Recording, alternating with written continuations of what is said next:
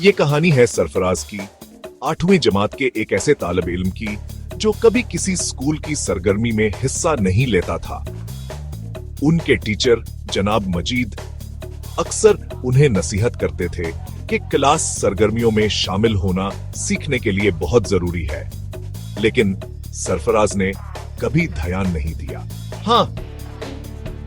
हाँ, सरफराज हमेशा अपनी सीट पर चुपचाप बैठा रहता, चाहे खेल का मैदान हो, ड्रामा हो, तकरीरी मुकाबला हो या ग्रुप प्रोजेक्ट, वो हर चीज से बचता था।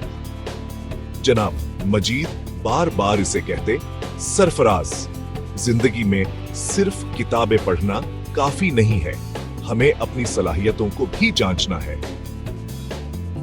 लेकिन सरफराज के पास हमेशा कोई ना कोई बहाना होता। सर, मुझे दिलचस्पी नहीं है। एक दिन स्कूल एक बड़े तकरीरी मुकाबले की तैयारी कर रहा था। जनाब मजीद के जहन में एक दिलचस्प ख्याल आया। बगैर पूछे उन्होंने सरफराज का नाम मुकाबले में दाखिल कर दिया और ऐलान किया कि सरफराज अगले दिन अपनी तकरीर करेगा। सरफराज घबरा गया, लेकिन उसे एहतजाज करने का मौका नहीं मिला।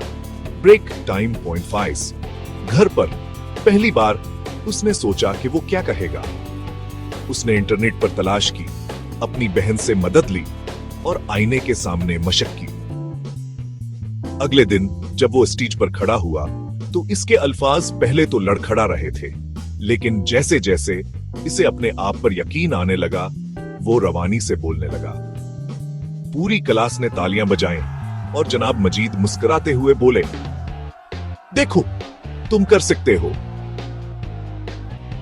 इस दिन से सरफराज हर सरगर्मी में हिस्सा लेने लगा।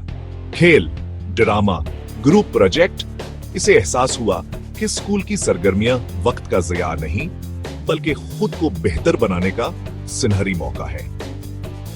ये कहानी हर इस तालिब इल्म के लिए है जो ये सोचता है कि सिर्फ पढ़ाई ही काफी है। जिंदगी में कामयाब होने के लिए हमें हर मौका से फायदा उठाना चाहिए।